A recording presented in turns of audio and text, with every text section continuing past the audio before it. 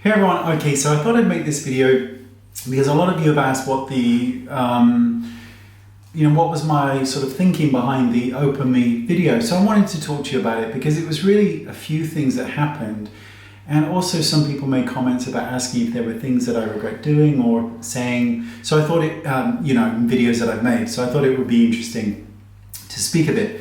The video came about really predominantly because of a couple of messages or comments that have been left on my video. The first two are really similar. One was, why don't you change your background? And the other was, why don't you change your background? Everyone else has, which is fair comment. And then there was another one, I just slipped my mind now. Oh, that was it. Why don't you have somebody to help you edit your videos? Because they don't look very professional. They're not as slick and as beautiful as a lot of the others are on YouTube. The reason I don't change my background is because it would mean changing. This is the only area I can film it. It's that simple. So unless you want to buy me a house, this is where I have to film. And also, the whole changing of a background thing, it's really so unimportant to me because there are other things that are on my mind, such as, will I have enough money when I'm 80? Those are things that go around my, how much longer am I going to have to save before I can buy my mum a house? These are things that go around my head, not the background. I could give two shits about the background. As far as the editing of the videos go, I obviously edit my videos. They're not professionally edited, as you can tell, because it's me. It's true that YouTubers, particularly bigger YouTubers, have a team of people. I do not. When you hear a comment, you see my name on a comment, I've replied to it. No one does anything for me whatsoever. So just to put that out there.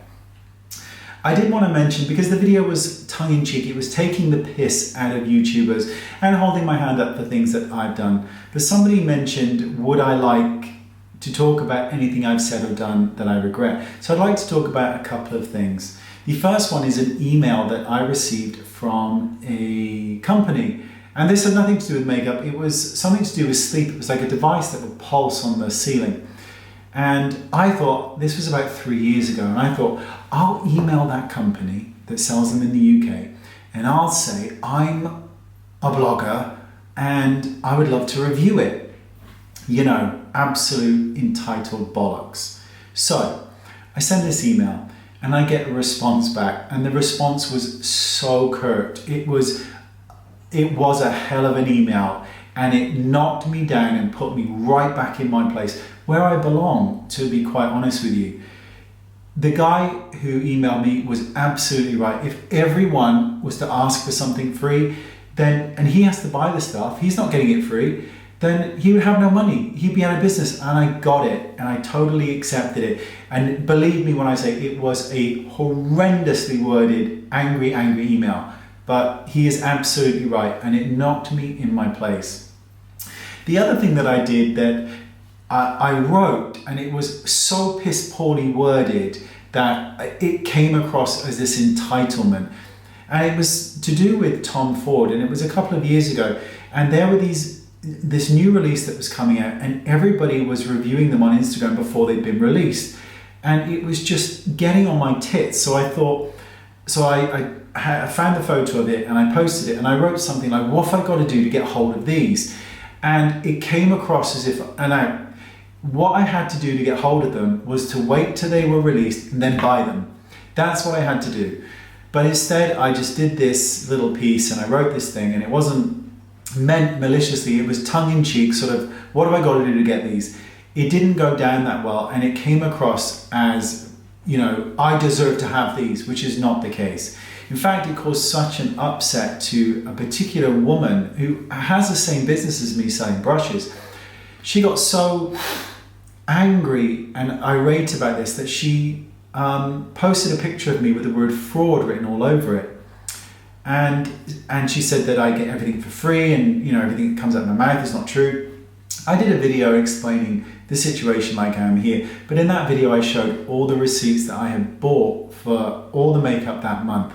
It wasn't the case. In fact, it's only been until I've hit 3 million subscribers that the PR companies are actually taking notice, which is incredibly great, but very strange. It took all the way up to there, really, before PR companies started to send me stuff. But I posted the video and said, look, it's not true. But I totally got, I mean, I don't get the anger that she had towards me, but I totally got that it came across, bad. I think also the video I did like 100 applications of mascara or something, that was quite a low point. I did it because I just thought it was humorous, but that was quite a low point. But there you go, that's the backstory if you've made it this far to the Open Me video. It really was just trying to have a bit of fun and explaining that YouTubers who reach a certain level, there is a sense of entitlement about people sometimes. I deserve to have this. I am famous. Well, you're not famous and you don't deserve anything more than anyone else in the whole wide world. And that's the irony of fame in general and YouTube, because the bigger you get, the more you earn. The more you earn, the more you can afford it, but the more you don't have to because they send it free. It's like, the celebrities on the red carpet, they get all their gowns free, they get all their suits free, but they can afford to buy it.